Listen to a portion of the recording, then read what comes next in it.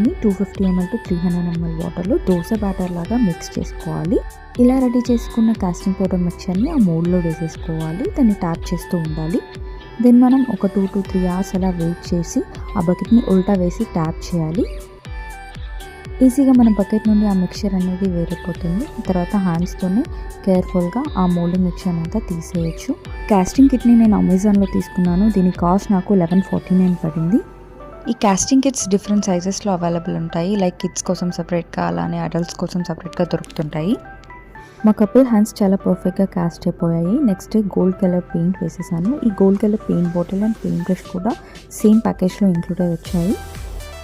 Fevibond use చేసేసి ఈ హ్యాండ్స్ని నేను వుడెన్ బేస్కి అటాచ్ చేసుకున్నాను. నెక్స్ట్ టుగెదర్ ఫర్ ఎవర్ అని నేను మార్కర్తో రాశాను. మన కపుల్ హ్యాండ్ కాస్టింగ్ కంప్లీట్ అయిపోయింది. Total process full length video YouTube channel ఫీల్ బాక్స్లో అవైలబుల్ ఉంది. Do check that video.